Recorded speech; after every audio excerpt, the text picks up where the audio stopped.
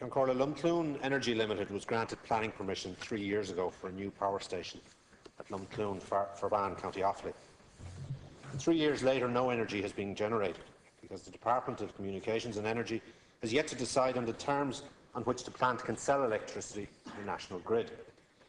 This is delaying construction and the potential creation of 500 jobs.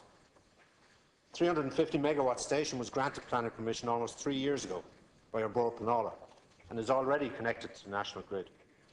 I would contend that the Department is forcing up electricity costs by as much as 15% for business and homeowners alike by refusing to give the go-ahead for new power plants like Lumcloon.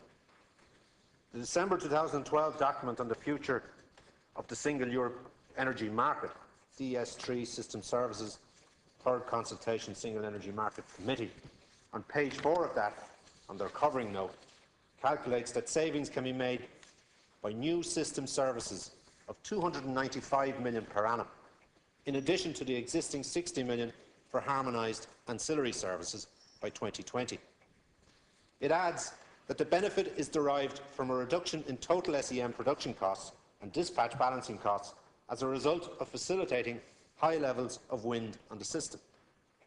Lumcloon, it says, is essential to achieving this target. As the overall energy spend is somewhere above 2 billion annually, this 295 million saving should benefit the consumer by up to 15%. Even allowing for expenditures to incentivise new plants like Lumcloon, half of the saving would wipe out the residential electricity price increase of 5.9% by Electricity Ireland on the 1st of October last year, which is resulting in many families having their power cut off or relying on Vincent de Paul for support. Lumcloon will also be built, I might add, without exchequer or taxpayer investment.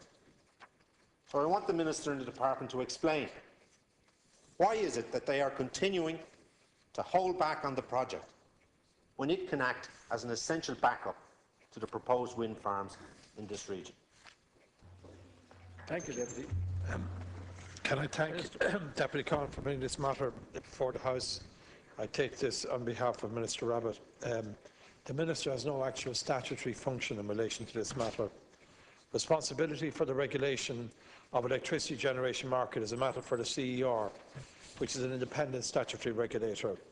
In relation to giving the go-ahead, the Deputy may not be aware that such authorisations and licence are wholly regulatory matters, and the Minister has absolutely no role in approving them. To connect to the electricity network, a generator connecting must hold an authorisation to construct or reconstruct a generating station and a generating licence. The CER is responsible for assessing and granting or refusing these permits. The conditions imposed in the authorisation and licence must be met by the generator, and compliance is monitored by the CER.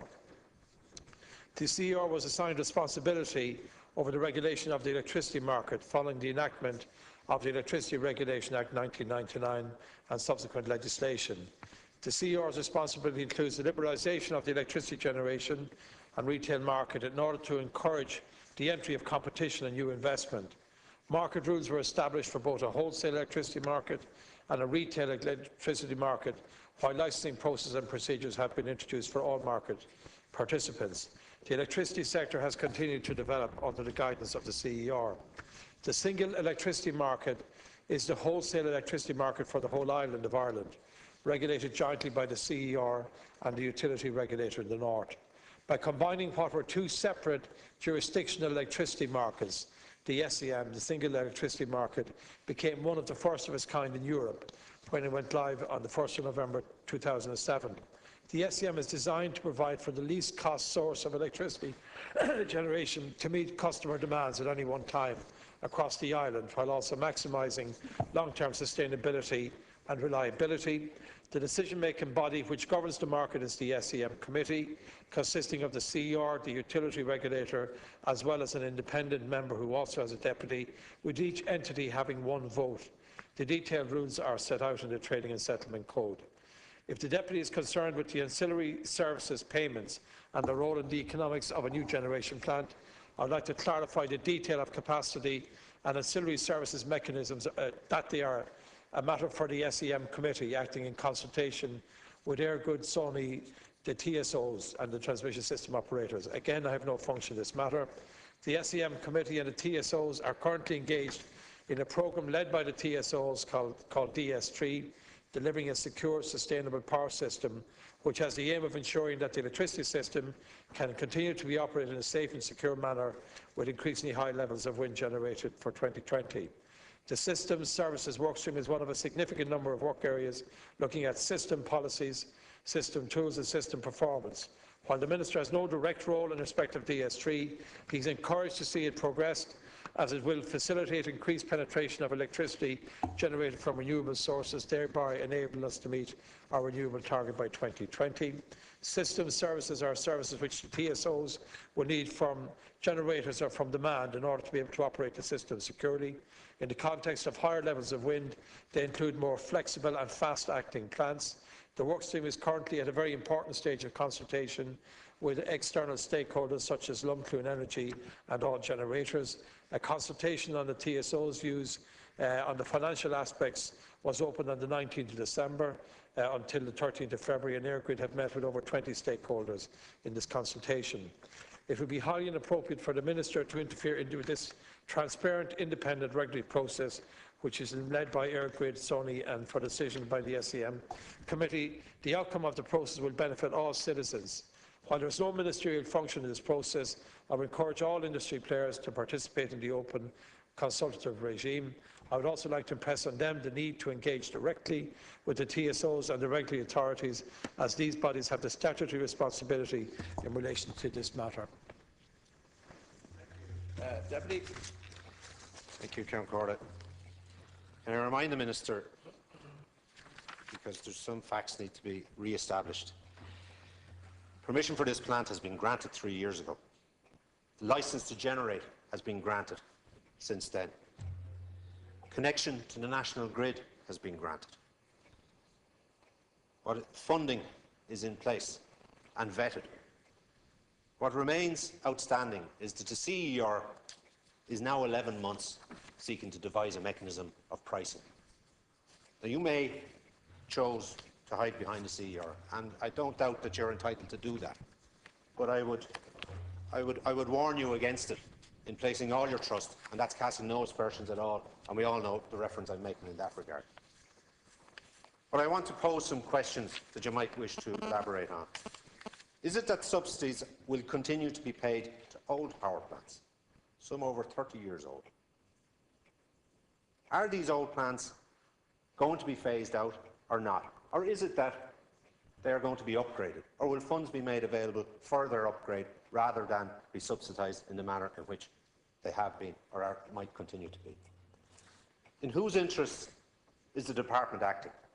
Because by virtue of what has happened in this instance as a microcosm of how big it might grow, it's not in the interest of homeowners and businesses who are struggling to survive with the ESP bills. And I hope the Department is not jeopardising 2020 targets and its obligations by failing to ensure that plants like Lumcloon are completed. And I want to know if you can carry back a message to the CER, if you, on behalf of this government, as a response to me raising this from a constituency that is crying out for jobs such as this, why is Lumcloon, with full planning permission for 3 years, with international investors ready to come on board and connection offers to the electricity grid in place for the past 18 months, still being denied the financial contracts necessary to allow it to begin construction? And I would just say, the regulatory system is in place now for the last 10 or 12 years. Prices have not come down. Wind energy policy is stalling if this is anything to go by. We need a review to see if it's delivering fit for practice to the state. We need a review to see if there is efficiencies being delivered. We need a review to see if pricing and if the consumers can benefit. Thank you, Deputy. I'd just like to reply and say again that the Minister and the Department has absolutely no function in relation to the CER. They have to be, and they are entirely and properly and totally independent of the government, and that's the way it should be. That's what a regulator is there to do, to operate in an open, transparent manner. I take the points that you raise, and I think they're important questions which I'll ask the Department to respond to you on. And I obviously would say that the key people you should contact would also be the regulator in relation to the points that you raise.